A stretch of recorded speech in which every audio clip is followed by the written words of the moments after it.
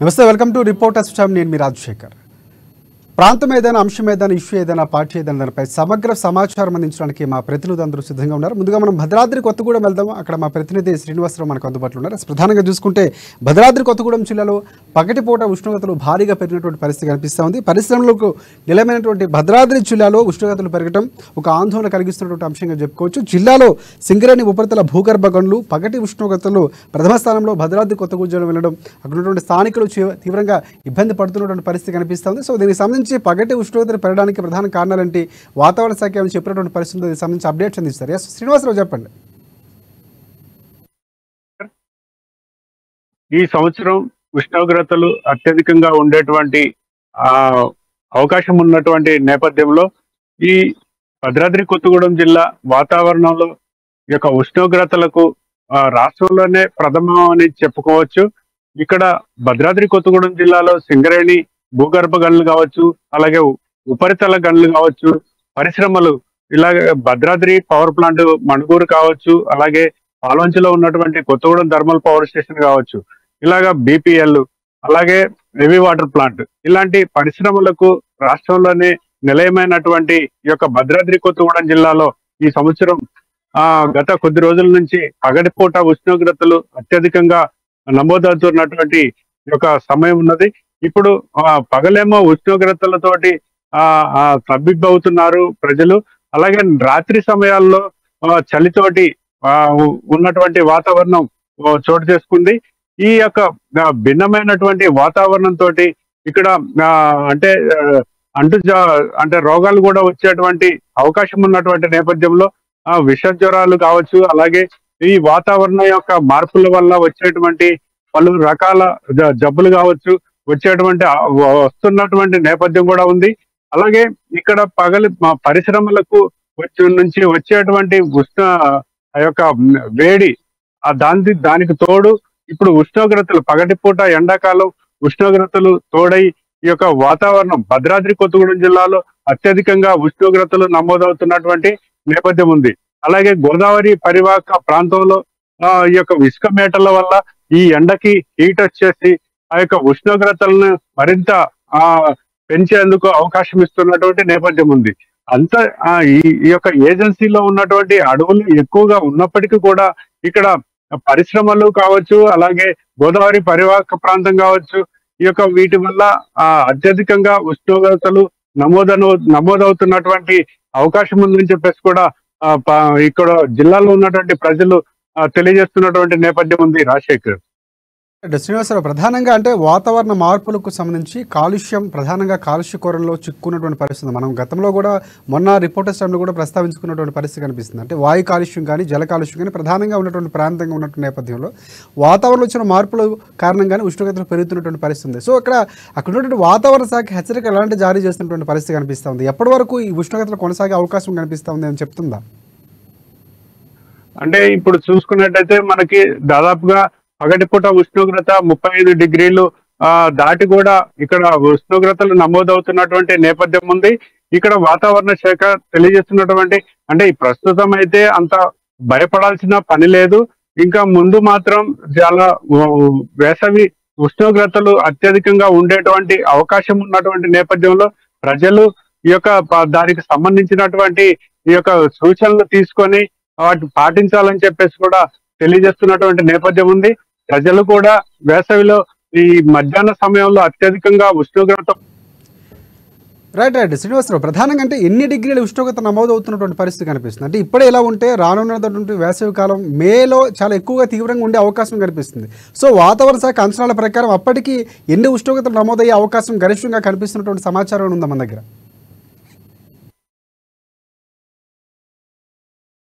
48 డిగ్రీల వరకు అధికారికంగా కావచ్చు, అనధికారికంగా కావచ్చు చేరుకున్నటువంటి నేపథ్యం ఉంది. అందుకు ఎక్కువగా ఈ సంవత్సరం ఎక్కువగా అంటే దాదాపు 50 డిగ్రీల వరకు వచ్చే అవకాశాలు కూడా ఉన్నట్టుగా మనకి సంకేతాలు అందుతున్నాయి. ఈ యొక్క ఉష్ణోగ్రత అధికంగా ఉంటే మాత్రం చాలా జాగ్రత్తలు తీసుకోవాలి. ప్రజలు ఏ విధమైన జాగ్రత్తలు పాటించకపోయినా కూడా అది ప్రాణాల మీదకి వచ్చేటువంటి అవకాశం ఉంటుంది. కాబట్టి వీటిని తప్పకుండా పాటించి ప్రజలు వేసవి కాలంలో జాగ్రత్తలు పాటించి చర్యలు తీసుకొని ప్రాణాలను కాపాడుకోవాలని చెప్పేసి కూడా కోరుతున్నటువంటి నేపథ్యం ఉంది.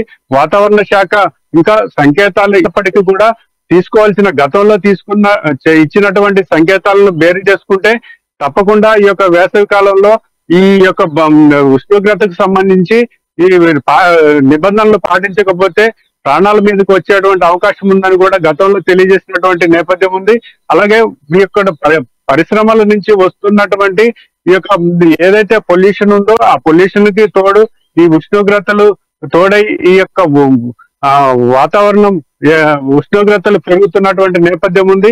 ఇందుకు భిన్నంగా ఉంటే మాత్రం ఇక్కడ ప్రాణాల మీదకి వచ్చేటువంటి అవకాశం ఉందని కూడా తెలుస్తోంది. రాజశేఖర్.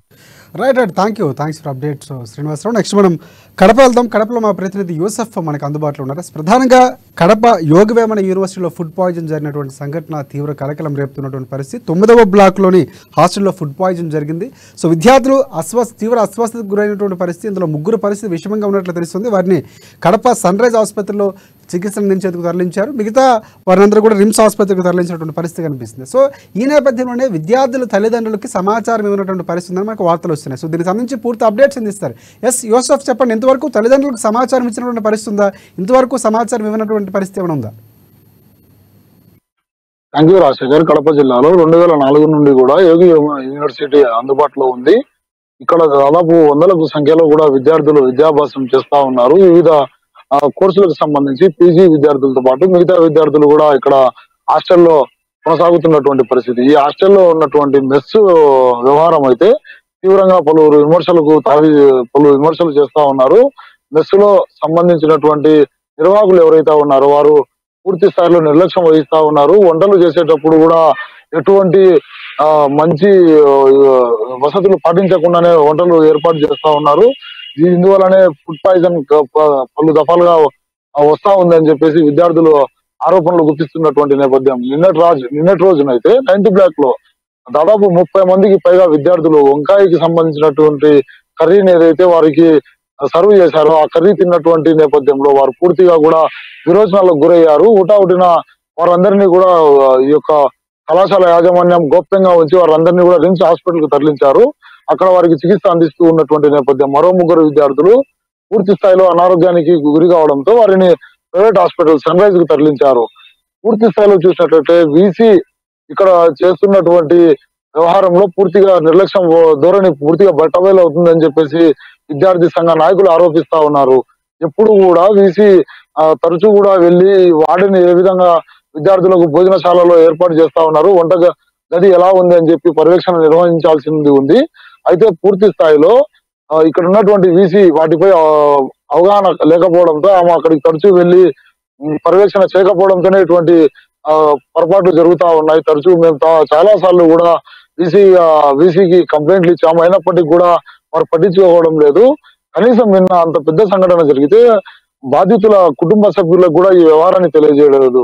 రాయలసీమ వ్యాప్తంగా ఉన్నటువంటి చాలా మంది నిరుపేదలు ఈ యూనివర్సిటీలో విద్యాభ్యాసం చేస్తా ఉన్నారు. ప్రభుత్వం అన్ని వసతులు కల్పించి ఇక్కడ హాస్టల్ గదులను కూడా ఏర్పాటు చేసింది. వేల కోట్ల రూపాయలు ఈ యొక్క యూనివర్సిటీకి రాష్ట్ర ప్రభుత్వంతో పాటు కేంద్ర ప్రభుత్వం కూడా మంజూరు చేస్తున్నటువంటి నేపథ్యం. అటువంటి తరుణంలో ఇక్కడ పూర్తి స్థాయిలో భవిష్యత్తు తరాలకు మంచి ఒక మెసేజ్ ఇవ్వాల్సినటువంటి ఈ యూనివర్సిటీలోనే ఈ విధంగా జరగడం పట్ల స్థానికంగా ఉన్నటువంటి విద్యార్థి సంఘ నాయకులతో పాటు చాలా మంది కూడా పెద్ద ఎత్తున ఆందోళనకైతే దిగేటువంటి అవకాశాలు అయితే కనబడతా ఉన్నాయి. రాజశేఖర్. యూసఫ్, ప్రధానంగా అంటే 9వ బ్లాక్కు సంబంధించి విద్యార్థులు ఎంతమంది ఉన్నారు, ఎంతమంది ఈ అస్వస్థతకు గురైనటువంటి పరిస్థితి ఏమైనా ఉందో మనకు తెలుస్తా ఉందా? ఇదే నేపథ్యంలో హాస్టల్ యాజమాన్యం ఏమైనా స్పందించి ఎందుకు అనేది వివరించే ప్రయత్నం చేస్తుందా, లేకపోతే ప్రభుత్వం చర్యలు తీసుకునే అవకాశం కనిపిస్తుందా? దీనిపై విచారణ జరిపించే అవకాశం ఉందా? టోటల్ గా 9వ బ్లాక్ కు సంబంధించి ఈ బ్లాక్ లో 30 నుండి 40 మంది విద్యార్థులు, మహిళా విద్యార్థులు మాత్రమే ఉన్నారు. టోటల్ గా ఇప్పుడు 30 మంది కూడా మహిళా విద్యార్థులకి ఇటువంటి ఈ యొక్క ఫుడ్ పాయిజన్ ఏర్పడింది. వారు కూడా ఇప్పుడు తీవ్ర స్థాయిలో అస్వస్థకు గురయ్యి ఇబ్బందులు ఎదుర్కొంటా ఉన్నారు. ఇప్పటికి కూడా కళాశాల యాజమాన్యము ఎటువంటి స్పందన కూడా ఇవ్వడం లేదు. వీసీ అయితే కేవలం విచారణ కమిటీని వేస్తాము, ఏదన్నా ఒకవేళ అందులో ఖచ్చితంగా పొరపాటు జరిగి ఉంటే వారి మీద చర్యలు తీసుకుంటామని చెప్తా ఉన్నారే తప్ప హాస్టల్లో విద్యార్థులు ప్రత్యక్షంగానే ఇప్పుడు చికిత్స పొందుతున్నటువంటి నేపథ్యంలో కూడా అది గవర్నమెంట్ హాస్పిటల్లోనే చికిత్స పొందుతా ఉన్నారు. గవర్నమెంట్ హాస్పిటల్ ఉన్నటువంటి డాక్టర్లు కూడా ధృవీకరించారు, వీరు కలుషిత ఆహారం తీసుకోవడం వల్లనే వీరికి ఆరోగ్యం పూర్తిగా ఈ విధంగా అయిందని చెప్పి. అయినా కూడా వీసీ నిర్లక్ష్యపు ధోరణితోనే వారి యొక్క సమాధానం తెలియజేస్తున్నటువంటి పరిస్థితి.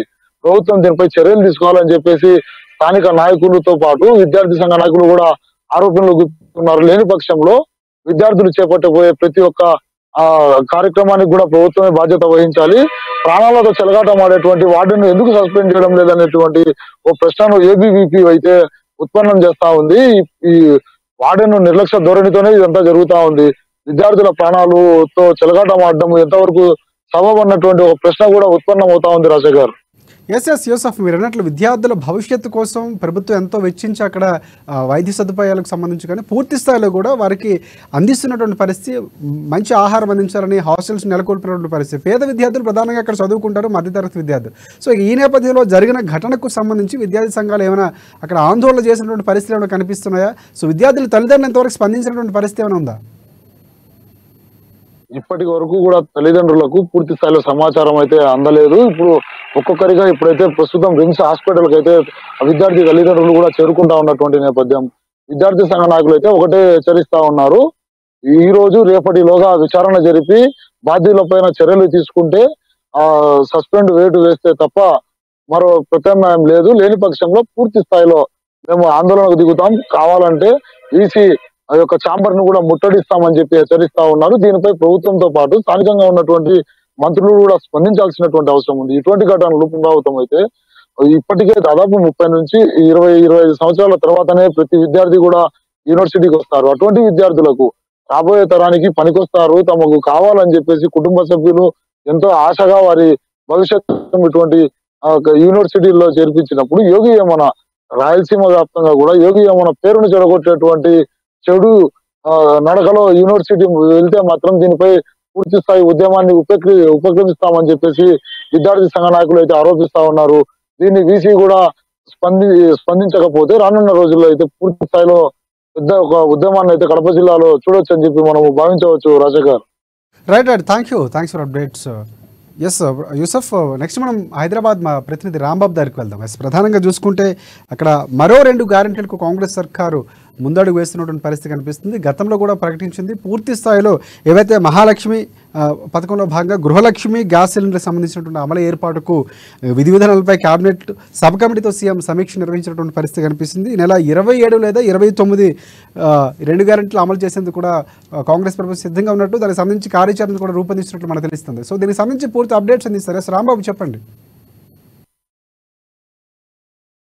రాష్ట్ర ప్రజలు ఎప్పుడెప్పుడైనా ఎదురు చూస్తున్నటువంటి 6 గ్యారెంటీల్లో భాగంగా 2 గ్యారెంటీలను రాష్ట్ర ప్రభుత్వం ఈ నెల 27 లేదా 29 నుండి ప్రారంభించాలనుకుంటుంది. గృహజ్యోతికి సంబంధించి, అదేవిధంగా 500కే గ్యాస్ సిలిండర్కి సంబంధించినటువంటి అంశంలో రాష్ట్ర ప్రభుత్వం అయితే 27 లేదా 29 నుండి ఈ యొక్క పథకాలను ప్రారంభించాలని చెప్పేసి భావిస్తున్నది. అందుకని ఈరోజు కేబినెట్ సబ్ కమిటీతో జరిగినటువంటి కీలక సమావేశంలో ఇటు సమీక్ష సమావేశంలో ముఖ్యమంత్రి రేవంత్ రెడ్డి, ఇటు బట్టి విక్రమార్క, అదేవిధంగా మంత్రులు ఉత్తమ్ కుమార్ రెడ్డి, దుద్దుల శ్రీధర్ బాబు, పొంగిరెడ్డి శ్రీనివాసరెడ్డితో కూడినటువంటి ఈ యొక్క కేబినెట్ సబ్ కమిటీ సమావేశంలో ముఖ్యమంత్రి రేవంత్ రెడ్డి అయితే కీలక నిర్ణయం తీసుకోవడం జరిగింది. ఈ నెల 27 లేదా 29 నుండి ఈ 2 పథకాలను కూడా అమలు చేయాలని చెప్పేసి భావిస్తూ ఉన్నారు. ఇప్పటికే మహాలక్ష్మి పథకంలో భాగంగా ఇప్పటికే మహిళలు ఉచిత బస్సు ప్రయాణం సంబంధించి 15.5 కోట్ల మంది ఇప్పటికే లబ్ధిదారులు ఆ యొక్క పథకాన్ని యూజ్ చేసుకుంటా ఉన్నారు. మరొక వైపు ఇటు ఆరోగ్యశ్రీని కూడా 5 లక్షల నుండి 10 లక్షలకు పెంచినటువంటి రాష్ట్ర ప్రభుత్వం ఈ యొక్క పథకాన్ని కూడా ఇప్పటికే ఇంప్లిమెంటేషన్ చేస్తూ ఉంది. మరొక 2 పథకాలను కూడా ప్రకటిస్తామని చెప్పేసి, అమలు చేస్తామని చెప్పేసి గతంలో జరిగినటువంటి కేబినెట్ సమావేశంలో ఒక నిర్ణయం తీసుకోవడమే కాకుండా దానికి బడ్జెట్ సమావేశంలో బడ్జెట్ కేటాయింపులు కూడా చేసినటువంటి రాష్ట్ర ప్రభుత్వం నిన్న కొడంగల్ వేదికగా జరిగినటువంటి కోస్కి సభలో ఈ యొక్క పథకాన్ని వారం రోజుల్లో అమలు చేస్తామని చెప్పేసి స్వయంగా ముఖ్యమంత్రి రేవంత్ రెడ్డి ప్రకటించడంతో ఈ రోజు కేబినెట్ సమావేశంలో కూడా సమీక్ష సమావేశంలో ప్రధానంగా మంత్రులతో కూడినటువంటి ఈ యొక్క సమావేశంలో ముఖ్యమంత్రి అయితే కీలక ప్రకటన కూడా చేయడం జరిగింది. 27 లేదా 29 నుండి ఈ యొక్క పథకాన్ని ఇంప్లిమెంటేషన్ చేయాలని చెప్పేసి భావిస్తున్నారు. ఈ పథకం ద్వారా ఇప్పటికే 500కే గ్యాస్ సిలిండర్ దానికి సంబంధించినటువంటి అంశంలో విధి విధానాలకు సంబంధించి ఎలా అమలు చేయాలి, దీనికి సంబంధించి సబ్సిడీ నేరుగా ఖాతాదారులకు అకౌంట్లకు బదిలీ చేయాలా, లేకపోతే ఏజెన్సీలకు వేయాలా అని చెప్పేసి దానిపైన ఇప్పటికే దానిపైన అధికారులను కూడా వివరాలు అడిగి తెలుసుకున్నారు. మరొకవైపు ఎలాగైనా పర్వాలేదు కానీ ఖచ్చితంగా 500 రూపాయలకే గ్యాస్ సిలిండర్ కనుక లబ్ధిదారులకు రావాలని చెప్పేసి ఈ యొక్క ఖాతాదారులకు ఇస్తారా లేకపోతే నేరుగా లేకపోతే ఏజెన్సీలకు ఇస్తారా అని చెప్పి దానిపైన ఎలా అయినా పర్లేదు కానీ ఖచ్చితంగా వాళ్ళకి మాత్రం గ్యాస్ సిలిండర్ రావాల్సిందని చెప్పేసి దానికి సంబంధించినటువంటి ఏర్పాట్లు చేయాలని చెప్పేసి ఏజెన్సీలతో మాట్లాడాలని చెప్పి కూడా సూచనలు చేయడం జరిగింది. మరొక వైపు ఇటు గృహజ్యోతికి సంబంధించినటువంటి అంశంలో గృహజ్యోతికి సంబంధించినటువంటి 200 యూనిట్ల లోపు వాడుకున్నటువంటి ప్రతి ఒక్కరు కూడా తెల్ల రేషన్ కార్డు ఉన్నటువంటి వాళ్ళందరూ కూడా ఈ యొక్క వినియోగదారులందరూ కూడా దీనికి అర్హులే అని చెప్పేసి వీళ్ళకు కూడా ఈ యొక్క పథకం అమల్లోకి వస్తుందని చెప్పేసి వీళ్ళందరూ కూడా ఈ పథకాన్ని యూజ్ చేసుకునేటువంటి ఉపయోగించుకునే ముందు వీళ్ళకి సంబంధించి తెల్ల రేషన్ కార్డు ఉంటే చాలని చెప్పేసి వీళ్ళందరూ కూడా అర్హులేనని చెప్పేసి దీనికి సంబంధించి మార్చి మొదటి వారంలోనే వీళ్ళందరూ కూడా ఇటు 0 బిల్లులు కూడా ఇవ్వాలని చెప్పేసి కూడా ప్రభుత్వం అయితే ఇటు విద్యుత్ శాఖ అధికారులను కూడా ఆదేశాలు జారీ చేయడం జరిగింది. దీంతో ఈ యొక్క గృహజ్యోతి పథకం కూడా ఈ నెల 27 లేదా 29 నుండి అయితే ప్రారంభమయ్యేటువంటి అవకాశం ఉంది. దీనికి సంబంధించినటువంటి అంశంలో గ్రామంలో పెద్ద పెద్ద ఫ్లెక్సీలను ఆయా ప్రాంతాల్లో కానీ మున్సిపాలిటీలో కానీ పెద్ద పెద్ద ఫ్లెక్సీలను ఏర్పాటు చేసి విద్యుత్ శాఖ అధికారులు ఇటు వినియోగదారులందరినీ కూడా ఇటు ప్రజలందరినీ కూడా చైతన్యపరచాలని చెప్పేసి కూడా సూచనలు చేయడం జరిగింది. మొత్తానికైతే ఈ 2 పథకాలను కూడా అమలు చేయాలనుకుంటున్నటువంటి రాష్ట్ర ప్రభుత్వం ఇప్పటికే ఇటు 53,000 కోట్ల రూపాయలను అయితే దీనికి సంబంధించినటువంటి 6 గ్యారెంటీలకు సంబంధించినటువంటి దాంట్లో బడ్జెట్లో పొందుపరచడం జరిగింది. వీటి బడ్జెట్ కూడా కేటాయింపులు చేయడం జరిగింది.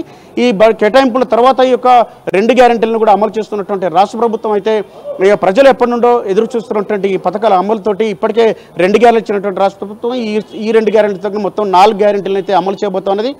దీంతో రాష్ట్రంలో ఉన్నటువంటి అనేక మంది లబ్ధిదారులు కూడా ఈ యొక్క పథకాలను ఎందుకంటే 91 లక్షల పైచీలకు మంది కూడా ఈ యొక్క పథకాన్ని అంటే 500 గ్యాస్ సిలిండర్ పథకాన్ని అదేవిధంగా 84 లక్షల పైచీలకు ఈ యొక్క ఈ విద్యుత్ పథకాన్ని కూడా ఉపయోగించుకోబోతున్నారు. గృహలక్ష్మి కింద 200 యూనిట్ల ఉచిత విద్యుత్తును అయితే వినియోగించుకునేందుకైతే ఇటు లబ్ధిదారులు అయితే ఇటు ఇప్పటికే దరఖాస్తు చేసుకున్నటువంటి నేపథ్యంలో ఇటు ప్రజాపాలన దరఖాస్తులో భాగంగా ఇప్పటికే ఇటు 1,25,00,000కు పైగా మంది దరఖాస్తు చేసుకున్నా కానీ 1,09,06,666 మంది ఈ యొక్క అప్లోడ్ చేసుకోవడం జరిగింది. దీంట్లో ఈ యొక్క పథకానికి సంబంధించి ఈ 2 పథకాలకు సంబంధించినటువంటి అంశంలో ఇప్పటికే లబ్ధిదారులు అప్లై చేసుకున్నందున వీళ్ళందరూ కూడా దీనికి అర్హులు అని చెప్పేసి ఎవరైతే అప్లై చేసుకోలేదో లేకపోతే దానికి తప్పుడు విద్యుత్ సంబంధించినటువంటి కనెక్షన్ నెంబర్ కానీ లేకపోతే కార్డు నెంబర్ కానీ వేసినటువంటి వాళ్ళందరూ కూడా మరొకసారి కూడా ఎంపీడీఓ కార్యాలయంలో కానీ లేకపోతే ఆ యొక్క విద్యుత్ సంస్థల్లో కానీ దాన్ని సరిచేసుకోవడానికి అవకాశం ఇవ్వాలని చెప్పేసి ఆయా విద్యుత్ సంస్థలకు కూడా ఆదేశాలు జారీ చేయడం జరిగింది. మరొక వైపు ఇటు నిరంతర ప్రక్రియగా ఈ యొక్క ప్రజాపాలనకు సంబంధించినటువంటి దరఖాస్తులు చేసుకునేందుకైతే ఎంపీడీఓ కార్యాలయంలో ఎప్పటికీ ఈ యొక్క ప్రక్రియ కొనసాగాలని చెప్పేసి కూడా ఆదేశాలు జారీ చేయడంతో ప్రజలందరూ కూడా ఎవరు కూడా అధైర్యపడాల్సినటువంటి అవసరం లేదు. ప్రభుత్వ అధికారులు కూడా ఖచ్చితంగా ఈ యొక్క ప్రతి ఒక్క పథకం కూడా ప్రజలకు అందుబాటులోకి రావాలని చెప్పేసి దానికి సంబంధించినటువంటి బాధ్యత ప్రభుత్వం అధికారులే తీసుకోవాలి. ప్రతి లబ్ధిదారుని కూడా పథకం అందేలా చూడాలని చెప్పేసి కూడా ప్రభుత్వం ఆదేశాలు జారీ చేయడంతో మొత్తానికైతే రాష్ట్ర ప్రభుత్వం ఈ నెల 27, 29 నుండి అయితే ఈ పథకాలు ప్రారంభించడంతో ప్రజలందరూ కూడా హర్షం వ్యక్తం చేస్తా ఉన్నారు. రాజశేఖర్. ఎస్ రాంబాబు ఒకటి అంటే వీటిపై కొంతవరకు కొన్ని క్లారిటీలు కూడా ఇవ్వాల్సిన అవసరం ఉందంటే ప్రభుత్వానికి సంబంధించి గ్యాస్ సిలిండర్ల సంఖ్య అంటే ఒక ఇయర్కి ఎన్ని ఇచ్చే అవకాశం కనిపిస్తుంది అది కూడా క్లారిటీ వచ్చే అవకాశం కనిపిస్తుంది. ఈరోజు డిస్కషన్లో వచ్చే అవకాశం కనిపిస్తుంది సమావేశంలో. అలాగే ప్రధానంగా పట్టణాల్లో ఉండేటటువంటి ఎవరైతే ఉన్నారో కొంతమంది అద్దెలలో ఉండే వారికి ఏదైతే గృహలక్ష్మికి సంబంధించినటువంటి బిల్ ఎట్లా ఎగ్జామ్షన్ ఇస్తారనేది కూడా కొంతవరకు ఉన్నట్టు వాటిపై కూడా క్లారిటీ వచ్చే అవకాశం కనిపిస్తుందా? తప్పకుండా రాజశేఖర్. ఇప్పటికే అనేక ప్రజాపాలనకు సంబంధించినటువంటి దరఖాస్తుల్లో ఏదైతే గ్యాస్ సిలిండర్కి సంబంధించి దరఖాస్తు చేసుకున్నటువంటి వాళ్ళందరూ కూడా సంవత్సరానికి 5 నుండి 6 గ్యాస్ సిలిండర్లు అయితే నెంబర్ చేసుకోవడం జరిగింది. దీంతో 5 గ్యాస్ సిలిండర్లు లేదా కొంతమంది 6 గ్యాస్ సిలిండర్లు చేసుకున్నారు కాబట్టి ఎవరికైనా కానీ ప్రతి సంవత్సరం వాళ్ళు కన్స్యూమర్స్ ఏ విధంగా యూజ్ చేసుకుంటున్నారో వాళ్ళకి సంబంధించినటువంటి డేటా ఇప్పటికే ఉన్నది కాబట్టి కొత్తగా ఎక్కువ తీసుకున్నా ఇచ్చేటువంటి పరిస్థితి కనబడుతుంది. ఎందుకంటే గతంలో కూడా వాళ్ళు తీసుకున్నారు కాబట్టి దానికి అనుగుణంగానే గత కొన్నేళ్ల నుంచి ఏ విధంగా అయితే కన్స్యూమర్స్ ఈ యొక్క గ్యాస్ను యూజ్ చేసుకుంటా ఉన్నారో ఆ పద్ధతిలోనే వాళ్ళకు గ్యాస్ సిలిండర్ను ఇచ్చేటువంటి అవకాశం ఉంది. దానికి సంబంధించినటువంటి సబ్సిడీ కూడా వీళ్ళ అకౌంట్లకా లేకపోతే నేరుగా ఏజెన్సీలకు అకౌంట్లకు వెళ్లే విధంగానైతే అటు రాష్ట్ర ప్రభుత్వం అయితే వీళ్ళకి సబ్సిడీ అయితే ఇచ్చేటువంటి అవకాశం ఉంది. దీంతో రాష్ట్ర ప్రభుత్వం కొంత అదేవిధంగా 500 రూపాయలు వీళ్ళు చెల్లించేదాన్ని మొత్తం కలిసి కూడా గ్యాస్ సిలిండర్ వచ్చేటువంటి అవకాశం ఉంది. కాబట్టి మొత్తానికైతే 5 లేదా 6 గ్యాస్ సిలిండర్లు అయితే సంవత్సరానికి ఇచ్చేటువంటి అవకాశం అయితే కనబడుతోంది. మరొకవైపు ఈ గృహజ్యోతికి సంబంధించినటువంటి అంశాలు కూడా ఎలాంటి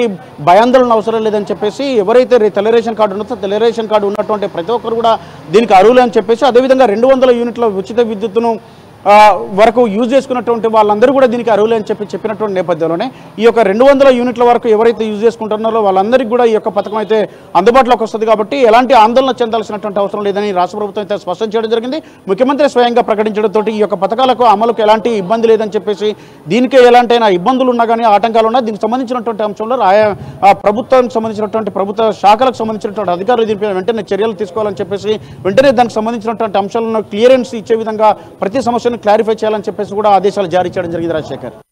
right thanks for updates Rambabu. Next మనం మెదక్ వెళ్తే మెదక్లో మా ప్రతినిధి సునీల్ మనకి అందుబాటులో ఉన్నారు. ప్రధానంగా చూసుకుంటే పిల్లలు ఎత్తుకు వెళ్తున్నారనే కారణంతో అక్కడ ఒక ఇద్దరిని అనుమానాస్పదంగా ఉండే వ్యక్తులు దేహశుద్ధి చేసినటువంటి పరిస్థితి అక్కడ కనిపిస్తూ ఉంది. సో ఒక వ్యక్తిని స్తంభానికి కట్టేసి చితకబాదినటువంటి పరిస్థితి స్థానికులు కనిపిస్తూ ఉంది. సో మొత్తానికి పూర్తిగా వదంతులు వస్తున్న నేపథ్యం అని చెప్తున్నటువంటి పరిస్థితి కనిపిస్తూ ఉంది. సో 2 రోజుల్లో ఇద్దరిపై దాడులు చేసినటువంటి పరిస్థితి కనిపిస్తుంది. సో దీనికి సంబంధించి పూర్తి అప్డేట్స్ ఏంటి చెప్పండి సునీల్. పరిధిలో ముఖ్యంగా నిన్న అయితే సంగారెడ్డి బైపాస్ రోడ్ లోని ఓ వ్యక్తి అనుమానంగా చూస్తున్నాడు అని చెప్పి ఇతర రాష్ట్రానికి చెందినటువంటి వ్యక్తి చితకబాదారు. అతను పిల్లలు ఎత్తుకెళ్లేందుకు వచ్చాడని చెప్పి కూడా స్థానికులు ఆరోపించారు. తాజాగా ఈ రోజు సదాశివనగర్ అంటే సదాశివపేట సంగారెడ్డి శివార్లోని కట్టేసి చితకబాదారు. వాళ్ళు కూడా పిల్లలు ఎత్తుకెళ్లేందుకు వచ్చారని చెప్పి కూడా స్థానికులు దాడులు చేస్తున్నటువంటి పరిస్థితి ఉంది. అనంతరము ఈ 2 ఘటనల్లో కూడా పోలీసులకు అప్పచెప్పారు అనుమానాస్పదంగా తిరుగుతున్నటువంటి వ్యక్తులను స్థానికులు. అయితే పోలీసులు ఒకటే విజ్ఞప్తి చేస్తున్నారు, మీకు అనుమానాస్పదంగా ఎవరైనా కనిపిస్తే తప్పనిసరిగా పోలీసులకు ఫిర్యాదు చేయాలి తప్ప దాడులు చేయొద్దని చెప్పి కూడా పోలీసులు విజ్ఞప్తి చేస్తున్నప్పటికీ పోలీసుల నుంచి కూడా ఒక స్పష్టమైనటువంటి ప్రకటన కరువైందని చెప్పవచ్చు. ఎందుకంటే ఇప్పుడు నిన్న జరిగినటువంటి ఘటనలో వ్యక్తిని పోలీసులకు అప్పచెప్పారు స్థానికులు. ఈ రోజు కొద్దిసేపటి క్రితం 2 వ్యక్తులపై దాడి చేసి పోలీసులకు అప్పచెప్పారు. ఒకటి రూరల్ పోలీస్ స్టేషన్ పరిధిలో రాగా ఒకటి టౌన్ పోలీస్ స్టేషన్ పరిధిలో వచ్చినటువంటి ఘటన ఉంది. అయితే ఈ నేపథ్యంలో వారు పట్టుబడ్డటువంటి వ్యక్తులు ఎవరైతే దాడికి గురైనటువంటి వ్యక్తుల సంబంధించినటువంటి ప్రకటన ఇప్పటివరకు ఎలాంటి ప్రకటన చేయలేదు పోలీసులు. అంటే వారు వివిధ ఏదైనా కారణం చేత అంటే ఏదైనా పని గురించి సంబంధించి వారు సంగారెడ్డికి వచ్చారా లేదంటే స్థానికులు ఆరోపించినటువంటి పరిస్థితుల్లో పిల్లలు ఎత్తుకెళ్ళేందుకు వచ్చారా అనేది మాత్రం పోలీసుల చేత ఇప్పటివరకు ఎలాంటి స్పష్టత రాలేదు. మనం చూస్తున్నాం 24 గంటల్లోనే 2 ఘటనలు జరిగాయి సంగారెడ్డి పోలీస్ స్టేషన్ పరిధిలో, సంగారెడ్డి టౌన్ పరిధిలో. ఈ నేపథ్యంలో పోలీసుల నుంచి కూడా స్పష్టత రావడం లేదు. వాళ్ళని పట్టుకున్నాక వాళ్ళు విచారణ జరిపి కేసు నమోదు చేస్తారా లేదంటే స్థానికులు ఆరోపించినట్లు వారు నిజంగానే కిడ్నాపర్లా లేదంటే వారు ఇక్కడ నిర్మాణ సంస్థల్లో పనిచేసేందుకు లేదంటే ఇతర పని చేసేందుకు కూడా ఇక్కడ ఉన్నటువంటి పరిశ్రమల్లో పనిచేసేందుకు కూడా ఇతర రాష్ట్రాల వాళ్ళు వస్తుంటారు, వారై ఉంటారా లేదంటే వారి బంధువులా అనే విషయాన్ని మాత్రం పోలీసులు ఎక్కడ కూడా చెప్పడం లేదు. అందుకే స్థానికుల్లో అనుమానం పెరిగిపోతుంది. ఎవరైనా అనుమానాస్పదంగా కనిపిస్తే దాడులు చేస్తున్నారు. అయితే పోలీసులు స్పష్టత ఇవ్వాల్సిన అవసరం ఉంది కానీ ఇప్పటివరకు స్పష్టత ఇవ్వడం లేదు. పక్కనే జిల్లా ఎస్పీ కార్యాలయం కూడా ఉంటుంది, డిఎస్పీ కార్యాలయం ఉంటుంది, టౌన్ పరిధిలో 2 పోలీస్ స్టేషన్లు ఉన్నప్పటికీ కూడా ఎందుకో స్పష్టత ఇవ్వడంలో కరువైందని చెప్పి మనం భావించవచ్చు. ప్రజలు మాత్రం ఒకటే ఆరోపిస్తున్నారు స్థానికులు, వీరు ఖచ్చితంగా కిడ్నాపర్లే, పిల్లల గురించి చూస్తుండగానే మేము రెడ్ హ్యాండెడ్ గా పట్టుకొని వీళ్ళని కట్టేసి కొట్టడం జరిగింది. అనంతరం పోలీసులు వచ్చి విడిపించుకు వెళ్ళారు తప్ప ఆ తర్వాత ఏం జరుగుతుంది వాళ్ళు నిజంగానే కిడ్నాపర్ల లేదు స్పష్టం చేయడం లేదు. కాబట్టి మాకు అనుమానాలు పెరిగిపోతున్నాయని చెప్పి కూడా స్థానికులు ఆరోపిస్తున్న పరిస్థితి ఉంది. మొత్తానికి ఈ ఘటనపై పోలీసుల నుంచి మాత్రమే స్పష్టత రావాల్సింది కానీ ఇప్పటివరకు రాని పరిస్థితి ఉంది. రాజశేఖర్. ఎస్ మీరంటే పోలీసుల నుంచి స్పష్టమైనటువంటి ఆదేశాలు ఇవ్వాల్సినటువంటి అవసరం ఉంది. సో ప్రధానంగా చూసుకుంటే అంటే ఎలాంటి సందర్భాల్లో వీళ్ళు పట్టుకున్నారు అనుమానాస్పదంగా కనిపించిన వ్యక్తులు ఏమైనా పిల్లల్ని ట్రాప్ చేసే పనిలో ఉన్న సందర్భంలో పట్టుకున్నటువంటి పరిస్థితి ఉందా? స్థానికులు ప్రధానంగా ఏం చెప్తున్నారు అంటే ఆ సందర్భంలోనే పట్టుకున్నామని చెప్తున్నటువంటి పరిస్థితి కనిపిస్తూ ఉందా? అయితే నిన్న జరిగిన బైపాస్ రోడ్ లో జరిగిన ఘటనలో అయితే ఓ వ్యక్తిని పట్టుకున్నారు. అతను చిన్నపిల్లలు పిలుస్తా ఉన్నాడు దగ్గరికి రావాలని చెప్పి. ఆ సందర్భంలోనే ఇతను పిల్లల్ని ఎత్తుకెళ్లేందుకు వచ్చాడని చెప్పి పట్టుకొని దాడి చేస్తామని నిన్న ఘటనలో చెప్పడం జరిగింది స్థానికులు. తాజాగా ఈ రోజు జరిగినటువంటి దాడిలో కూడా వాళ్ళు వేషధారణ అంటే లోపల రుద్రాక్షలు వేసుకుని పైనుంచి కాషాయం వేసుకొని కాలనీలో తిరుగుతున్నారు. వాళ్ళు కేవలం చిన్నపిల్లలతోనే మాటామాంతి కలిపే ప్రయత్నం చేస్తుండగా మేము గమనించి అంటే నిన్నే సంగారెడ్డిలో ఘటన జరిగింది కాబట్టి మేము కొంత అలర్ట్ అయ్యాము, నిఘా పెట్టాం, కాలనీలో కొత్త వ్యక్తుల సంచారంపై నిఘా పెట్టాం. ఆ రకంగా వీళ్ళిద్దరు కూడా దొరికారని చెప్పి అందుకే దాడి చేస్తామని చెప్పి కూడా స్థానికులు చెప్తున్నటువంటి పరిస్థితి. కానీ పోలీసులు స్పష్టమైన ప్రకటన చేయాలి. ఇప్పటి వరకు దాదాపుగా 3 అనుమానితులను పట్టుకొని పోలీసులకు అప్పచెప్పారు స్థానికులు. అయితే వీరు ఎవరు ఎక్కడి నుంచి వచ్చారు, నిజంగానే వీళ్ళు కిడ్నాపర్సా లేదంటే వీరు వేరే పనిపై వస్తే స్థానికులు అనుమానాస్పద వ్యక్తులుగా దాడి చేశారని మాత్రం పోలీసులు ఇప్పటికైనా స్పష్టత ఇస్తే ఇలాంటి దాడులు ఆగే పరిస్థితి నిజంగానే కిడ్నాపర్లు కనుక ఉంటే పట్టుకునే పరిస్థితి ఉంటుంది. లేదంటే ఇలాంటి ఘటనలో అమాయకులు కూడా దాడులకు గురయ్యే అవకాశాలు ఉంటాయి. కాబట్టి పోలీస్ శాఖ నుంచి స్పష్టమైన ప్రకటన రావాలి. ఈ రోజు 2 ఘటనల్లో కూడా దొరికినటువంటి వ్యక్తులకు సంబంధించి కూడా పోలీసులు స్పష్టమైన ప్రకటన చేయాల్సిన అవసరం ఉంది రాజశేఖర్. ఎస్ ఒకటి అంటే ఈ నేపథ్యంలో మీరు అన్నట్టు ప్రధానంగా పోలీసుల నుంచి రావాల్సిన క్లారిటీ రానటువంటి పరిస్థితి కనిపిస్తుంది. ఈ నేపథ్యంలోనే ఒకవేళ ఇదే కొనసాగితే కనుక పూర్తి స్థాయిలో ఒకవేళ అనుమానాస్పదంగా మామూలు వ్యక్తులు కూడా దానికి బలైపోయే అవకాశం కనిపిస్తుంది కదా ఖచ్చితంగా.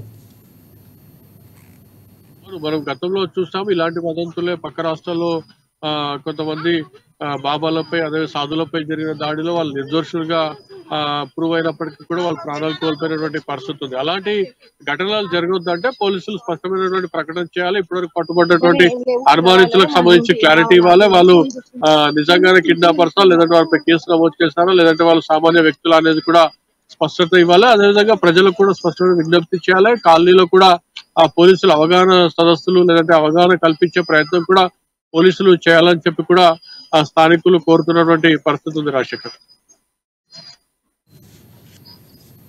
రైట్ థ్యాంక్స్ ఫర్ అప్డేట్స్ ఉన్నాయి.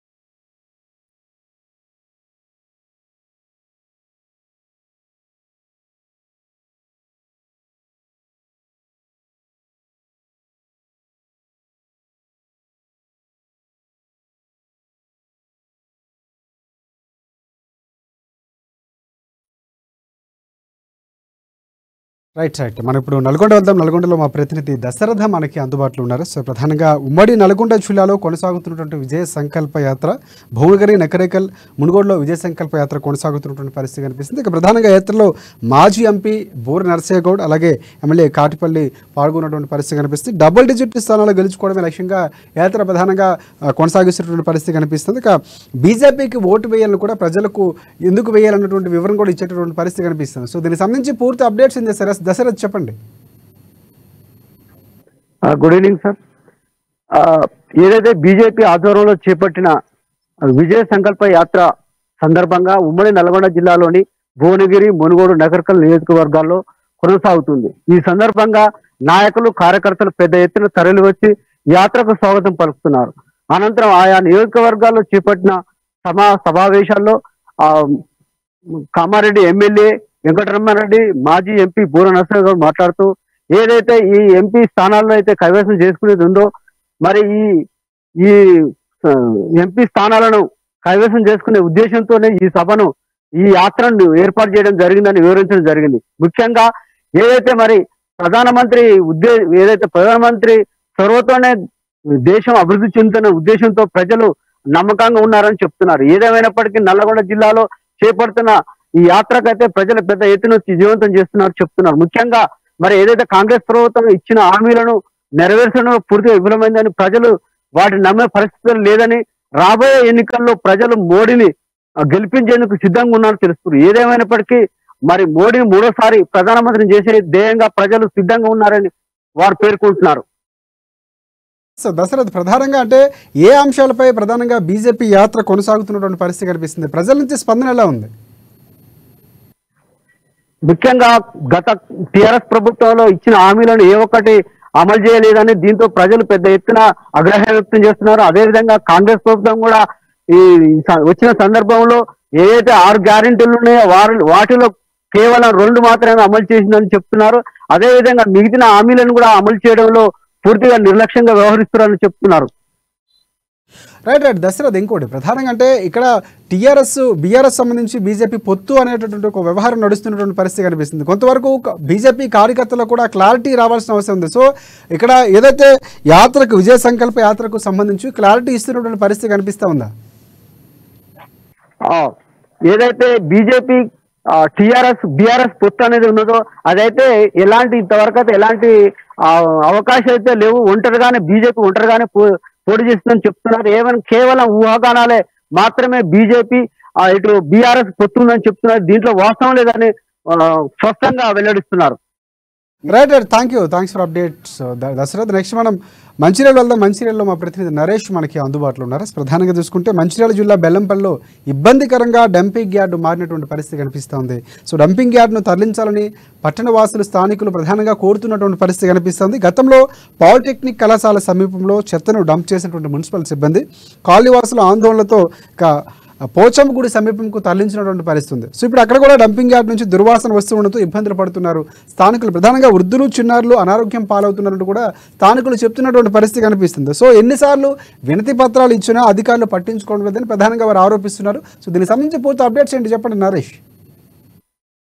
Thank you Rajasekhar. ఇటు డంపింగ్ యార్డ్ తరలించడంలో ఇటు మున్సిపల్ అధికారులు కావచ్చు, రాజకీయ నాయకులు కావచ్చు నిర్లక్ష్యం వహిస్తూ తమకు ఎన్నో అనారోగ్యాల పాలవుతున్నట్టు ఇటు పట్టణవాసులు తెలుపుతున్నారు. అధికారులు మారినా, రాజకీయ నేతలు మారినా కూడా ఎక్కడ వేసిన గొంగళి అక్కడే అన్న చందంగా మారినట్టు పలువురు పట్టణవాసులు ఆవేదన వ్యక్తం చేస్తున్నారు. మంచిర్యాల జిల్లా బెల్లంపల్లి పట్టణంలోని మున్సిపాలిటీ పరిధిలో ఉన్నటువంటి మున్సిపల్ శాఖ సేకరిస్తున్నటువంటి చెత్తను డంపింగ్ యార్డును తరలించడంలో అధికారులు నివాస గృహాలకు సమీపంలో డంపింగ్ యార్డ్ ఏర్పాటు చేయడంతో దానికి సంబంధించి గతంలో పాలిటెక్నిక్ కళాశాలకు సంబంధించినటువంటి సమీపంలో డంపింగ్ యార్డ్ ఏర్పాటు చేశారు. మరి ఆ క్రమంలో దానికి నుంచి వెలువడేటువంటి దుర్గంధం ఏదైతే ఉందో నివాస గృహాలు సమీపంలో ఉండడంతో పట్టణ వాసులు కాలనీ వాసులందరూ కూడా పెద్ద ఎత్తున ఆందోళన చేపట్టడం జరిగింది. మరి ఆ క్రమంలోనే అధికారులు ప్రాంతాన్ని డంపింగ్ యార్డ్ ప్రాంతాన్ని శాంతికని బస్తీ సమీపంలో ఉన్నటువంటి ప్రాంతంలో ఏర్పాటు చేయడం జరిగింది. దాంతో ఆ క్రమంలో అక్కడ కూడా నివాస గృహాల కాలనీ కూడా ఒకటి ఏర్పడడం, దానివల్ల ఏదైతే దాన్ని డిస్పోజ్ చేసే క్రమంలో వస్తున్నటువంటి పొగ వల్ల ఇటు వృద్ధులతో పాటు మహిళలు, చిన్నారులు కూడా మహిళలు ఎంతో ఇబ్బందులు ఎదుర్కొంటూ అనారోగ్యాల పాలైనటువంటి పరిస్థితులు కూడా ఉన్నాయి. మరి ఈ క్రమంలోనే అదే తరహాలో ఆందోళనలు పెద్ద ఎత్తున చేపట్టడంతో ఇటు మున్సిపల్ కార్యాలయాన్ని కూడా ముట్టడించడం జరిగింది. మరి ఈ క్రమంలోనే తిరిగి అధికారులు ఊరి పొలిమేరకు సంబంధించినటువంటి పోచమ్మ గుడికి సమీపంలో ఉన్నటువంటి రహదారిని ఆనుకున్నటువంటి పక్కన ప్రాంతంలో ఏర్పాటు చేశారు. మరి ఈ క్రమంలో ఇప్పటికీ అక్కడే కొనసాగుతోంది. మరి దీనికి సంబంధించినటువంటి రహదారికి సమీపంలోనే ఇప్పుడు ప్రభుత్వ ఆసుపత్రి, ప్రాథమిక కేంద్రంతో పాటు మండల కార్యాలయాలు, ఎంపీడీఓ ఆఫీసులు కావచ్చు, ఇటు పోచమ్మ గుడి కావచ్చు, దీనికి సంబంధించినటువంటి మరి ప్రభుత్వ కార్యాలయాలు కూడా అక్కడే ఉన్నాయి. దాంతో పాటుగా బెల్లంపల్లి పట్టణానికి చేరుకోవాలంటే సుమారు 3 మండలాలకు సంబంధించి 20 గ్రామాల ప్రజలు కూడా బెల్లంపల్లి పట్టణానికి అదే రహదారి గుండా రాకపోకలు కొనసాగిస్తున్నటువంటి పరిస్థితి. మరి క్రమంలో అక్కడ ఉన్నటువంటి వెలువడుతున్నటువంటి దుర్గంధం ఏదైతే ఉందో ఇటు పట్టణంలో నివాస గృహాల నుంచి సేకరించినటువంటి వ్యర్థాలే కాకుండా పట్టణ ప్రాంతాల్లో ఉన్నటువంటి హాస్పిటల్స్ కానీ ఇతరత్ర వాటికి సంబంధించినటువంటి ఏదైతే వ్యర్థాలు ఏవైతే ఉన్నాయో వాటిని డిస్పోజ్ చేసే క్రమంలో కాల్స్తున్నటువంటి వాసన వల్ల ఎంతో ఇబ్బందులు ఎదుర్కొంటున్నట్టు దుర్వాసన వాసన వెలువడుతూ ఇటు అటు ప్రభుత్వ కార్యాలయాలకు వస్తున్నటువంటి ప్రజలు కూడా ఎంతో ఇబ్బందులు పడుతున్నటువంటి పరిస్థితి కనిపిస్తుంది. దాంతో పాటుగా పక్కనే ఉన్నటువంటి ఒక కాలనీ కూడా ఉంది. అక్కడి నుంచి కూడా విద్యార్థులతో పాటు కళాశాలకు వెళ్ళేటువంటి విద్యార్థులు, ఇటు పిల్లలు కూడా తీవ్ర అనారోగ్య బారిన పడుతున్నటువంటి పరిస్థితుల క్రమంలో ఇప్పటికైనా కూడా దానికి శాశ్వత పరిష్కారాన్ని చూపాలంటూ పట్టణవాసులు కోరుతూ ఆందోళన కూడా చేపట్టడం జరిగింది. మరి దీనికి సంబంధించి ఇటీవల కాంగ్రెస్ పార్టీకి సంబంధించినటువంటి అభ్యర్థిగా ఎమ్మెల్యే గడ్డం వినోద్ గెలుపొందినప్పటి నుంచి ఇటు పట్టణంలోనే వివిధ సంక్షేమ పథకాలు అమలు చేస్తూ పట్టణాన్ని అభివృద్ధి పథంలో తీసుకెళ్తున్నటువంటి క్రమంలోనే వారికి కూడా ఇటు మా పట్టణంలో ఉన్నటువంటి సమస్యను వారి దృష్టికి తీసుకెళ్లడం జరిగింది. దానికి సంబంధించినటువంటి మున్సిపాలిటీ అధికారులకు కూడా వాళ్ళని పిలిచి దీనికి సమస్యకు సంబంధించినటువంటి పూర్తి వివరాలను ఆరా తీయడం జరిగింది. మరి ఈ క్రమంలో పట్టణానికి సమీపంలో కాకుండా ఊరికి దూరంగా ఏదైతే ప్రభుత్వ స్థలాలు ఎన్నో ఉన్నాయి, ఇక్కడ మంచిర్యాల బెల్లంపల్లికి సంబంధించినటువంటి ఈ పట్టణ సమీపంలో ఊరికి దూరంగా నివాస గృహాలు కానీ కార్యాలయాలకు సంబంధించినటువంటి ఎలాంటి అనుబంధం లేకుండా ఉన్నట్టు ఊరికి దూరంగా డంప్ యార్డ్ ఏర్పాటు చేసి పట్టణ వాసుల ఆరోగ్యాలను కాపాడాల్సిందిగా పలువురు పట్టణవాసులు కూడా కోరుతున్నటువంటి పరిస్థితి.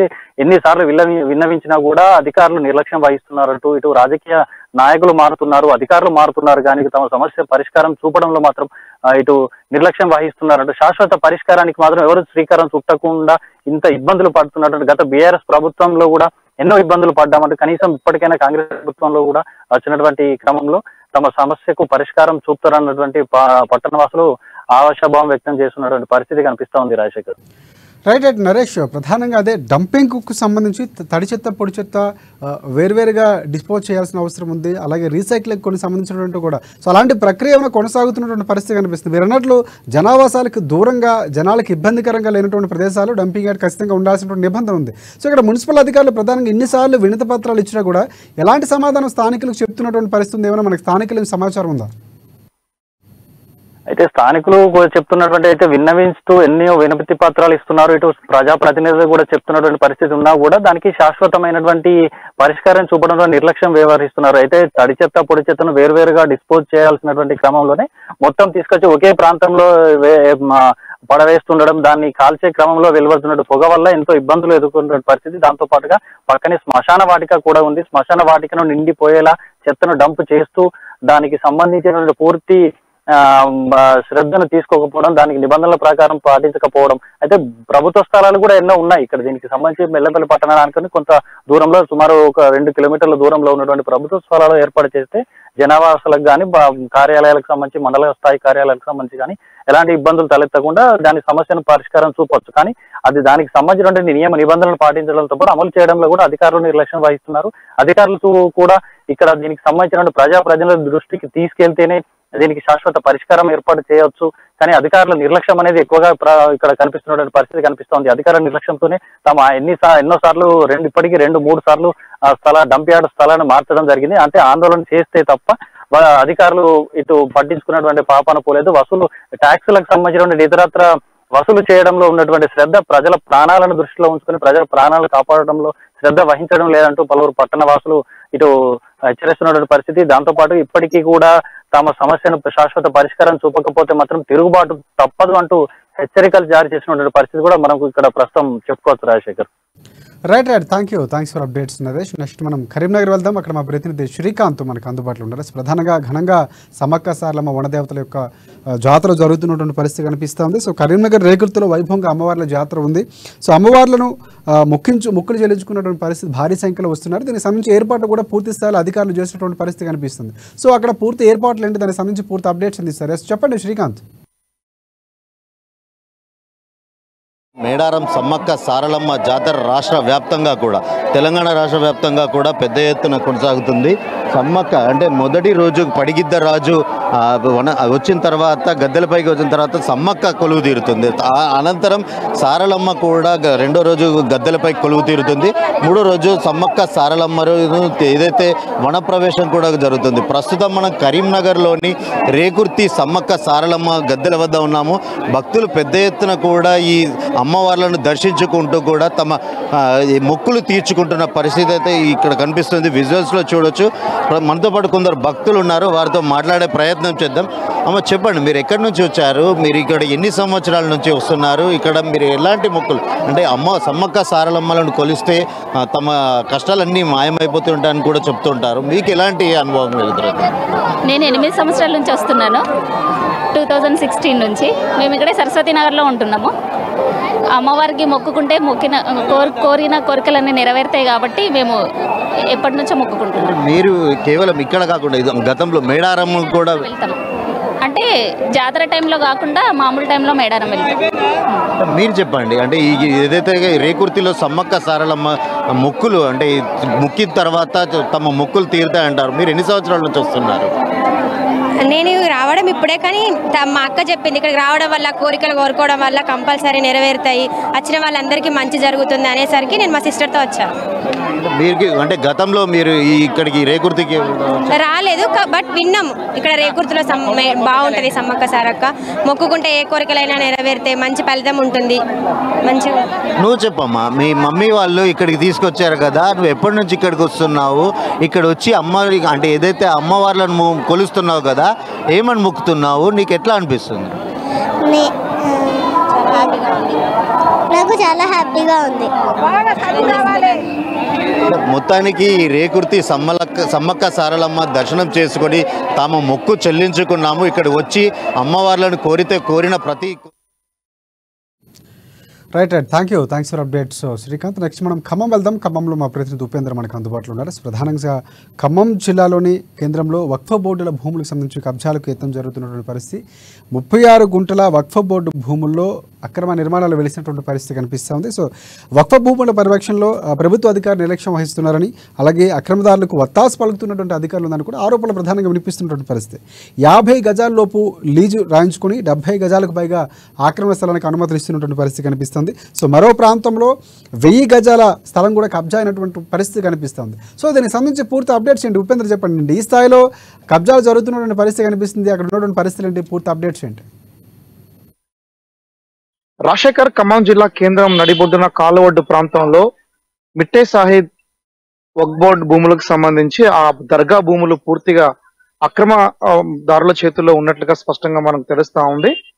ఈ రోజు సంబంధించినటువంటి పత్రిక కథనాలు కావచ్చు, గత కొద్ది రోజులుగా ఆయా ప్రాంతాల్లో ఉన్నటువంటి దర్గాకు సంబంధించిన కమిటీ బోర్డు సభ్యుల యొక్క అభిప్రాయం మేరకు ఆ వక్ఫ్ బోర్డ్ భూములు పూర్తిగా దాదాపు 36 గుంటల భూములు, ఆ భూముల్లో ఉన్నటువంటి కొంత కమర్షియల్ కాంప్లెక్సెస్ ఏవైతే ఉన్నాయో ఆ కాంప్లెక్సెస్ ఆ ద్వారా వచ్చినటువంటి ఆదాయాన్ని ప్రభుత్వానికి కొంత చెల్లించడంతో పాటు దర్గా అభ్యున్నతి కోసం, అభివృద్ధి కోసం పాటుపడాలని చెప్పేసి ఇచ్చిన డైరెక్షన్ కి భిన్నంగా వక్ఫ్ బోర్డు అధికారుల యొక్క కనుసగల్లో చోటు చేసుకున్నట్టుగా మనం స్పష్టంగా దాదాపు గజాల స్థలానికి లీజు రాసినటువంటి చోట దాదాపు నుంచి 1000 వరకు భూమిని పూర్తిగా తనలో ఉంచుకున్నట్లుగా మనకు స్పష్టంగా తెలుస్తా ఉంది.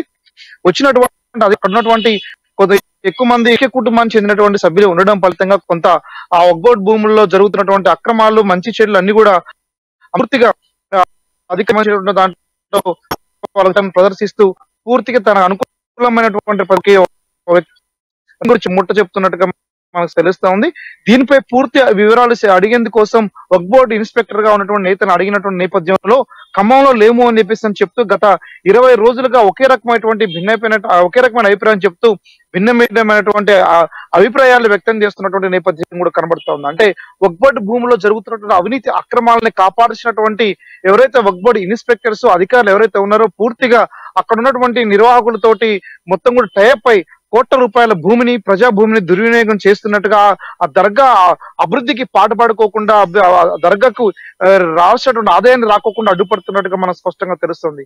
ఏదేమైనా సరే ఖమ్మం లాంటి నడిబొడ్డున్న ప్రధానంగా కాంగ్రెస్ గవర్నమెంట్ వచ్చిన తర్వాత అక్రమాలు ఒక్కొక్కటి బయటకు తీస్తున్నటువంటి నేపథ్యంలో ప్రస్తుతం ముస్లిం వక్ఫ్ బోర్డు భూముల్లో జరుగుతున్నటువంటి అక్కడ ఉన్నటువంటి కమర్షియల్ పేరుతోటి కొద్దిమంది కుమ్మక్కై అధికారులతోటి లాలుచి పడుతూ అక్కడ పూర్తిగా ఆదాయాన్ని గండి కొడుతూ ఉన్నటువంటి నేపథ్యంలో దీనిపై కూడా జిల్లాలో ఉన్నటువంటి రాష్ట్ర మంత్రులుగా ఉన్నటువంటి తుమ్మల నాగేశ్వరరావు, పొంగులేటి శ్రీనివాసరెడ్డి, డిప్యూటీ సీఎం బట్టి విక్రమార్క వీళ్ళందరూ కూడా కాన్సన్ట్రేషన్ చేస్తే ఇట్లాంటి వక్ఫ్ బోర్డు భూముల్ని, వందలాది ఎకరాల భూముల్ని కాపాడడానికి అవకాశం ఉన్నట్టుగా చాలా మంది స్థానికులు వాపోతా ఉన్నారు. దాదాపు అక్కడ రోజువారీగా జరుగుతున్నటువంటి నీళ్లకు సంబంధించి కూడా ఆ భూముల్లో కొంత ఇష్టారాజ్యంగా వ్యవహరిస్తూ అక్కడ కొంత చాతపాటు చేస్తున్నట్టుగా కొంతమంది ఆరోపణలు వస్తా ఉన్నాయి. అక్కడ ఉన్నటువంటి కొంతమంది తాయితల పేరుతోటి కూడా పిల్లలు లేని వారికి పిల్లలు పుట్టిస్తామని చెప్పేసి అనే పేరుతో తాయితలు ఇతరితర కొన్ని అంతర్తంత్రాలు కూడా కడుతూ ఆదాయం రాకోకుండా ఇష్టారాజ్యంగా వ్యవహరిస్తూ అక్కడ కొంతమంది ఆటోకు సంబంధించినటువంటి నిర్వాహకులు కూడా భూముల్లో తమ సొంత ఆటో గ్యారేజ్ ని ఏర్పాటు చేయడంతో పాటు అక్కడ పంచాయతీలకు సెటిల్మెంట్ కు అడ్డగా మారుతుందనేటువంటి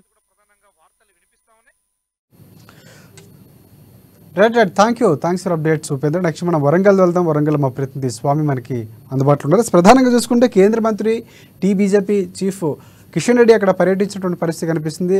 అమ్మవార్లను దర్శించుకున్నారు. ప్రధానంగా సమ్మక్క సారలమ్మను ఆయన దర్శించుకున్న తర్వాత నిలువెత్తు బంగారం సమర్పించినటువంటి పరిస్థితి కనిపిస్తుంది. సో పూర్తి స్థాయిలో జాతీయ పండుగ గుర్తించాలని ప్రజల నుంచి వినపాలు వస్తున్న నేపథ్యంలో కొన్ని వ్యాఖ్యలు చేశారు. దానికి సంబంధించి పూర్తి అప్డేట్స్ అందిస్తారు. ఎస్ చెప్పండి స్వామి. మేడారం సమ్మక్క సారలమ్మ మహాజాతర ఇప్పటికే క్లౌడ్ అయితే భక్తుల రద్దీ అయితే చాలా పెరిగిందని చెప్పుకోవచ్చు. ఇప్పటికు సమ్మక్క సారలక్క గద్దెల వద్ద మనం ఉన్నాము. ఇప్పుడు ప్రస్తుతానికైతే గద్దెల వద్ద క్లౌడ్ కూడా పెరిగిందని చెప్పుకోవచ్చు. ఇప్పుడు చూడవచ్చు. ఇప్పుడు ప్రస్తుతానికైతే ఇక్కడ మేడారం సమ్మక్క సారలమ్మ దగ్గర కూడా సారలమ్మ కూడా కొలువు తిరిగిన నేపథ్యం అయితే ఉంది. ఇవాళ సాయంకాలము 5 గంటలకు కూడా సారలమ్మ కూడా రానున్న నేపథ్యం అయితే మొత్తం అయితే రంగం సిద్ధం చేస్తున్నట్లు కూడా తెలుస్తూ ఉంది. ఇప్పుడు గిరిజన సాంప్రదాయబద్ధంగా కూడా ఇక్కడికైతే మొక్కులు చెల్లించుకోవడానికి అయితే మాత్రము చాలా మంది భక్తులు అయితే వస్తున్న నేపథ్యం అయితే ఉంది. ఇప్పుడు సమ్మక్కను అంటే సాయంత్రం 5 గంటలకు గుట్ట నుంచి అంటే చిలకల గుట్ట నుంచి కూడా సమ్మక్కనైతే తీసుకొచ్చే నేపథ్యం అయితే ఉందని చెప్పుకోవచ్చు. ప్రస్తుతానికైతే ఇక్కడికి మాత్రము మొక్కులు చెల్లించుకోవడానికి చెల్లించుకోవడానికైతే మాత్రం చాలా మంది భక్తులు అయితే వస్తున్నారని చెప్పుకోవచ్చు. ఇక్కడికి అంటే మా ఎంపీ మాలతి కవితతో పాటు కూడా మాజీ మంత్రి సత్యవతి రాథోడ్ కూడా ఇవాళ మొక్కులు అయితే చెల్లించుకున్నారు. చాలా మంది కూడా ఇక్కడికి మంత్రులు వస్తున్న నేపథ్యం అయితే కనపడుతుందని చెప్పుకోవచ్చు. ఇప్పుడు ప్రస్తుతానికైతే ఇక్కడికి మాత్రము కేంద్ర కల్చరల్ మినిస్టర్ కిషన్ రెడ్డి కూడా వచ్చారని చెప్పుకోవచ్చు. ప్రస్తుతానికైతే కిషన్ రెడ్డి మాత్రం ఇక్కడ ములుగు జిల్లాకు సంబంధించింది ములుగు జిల్లాకు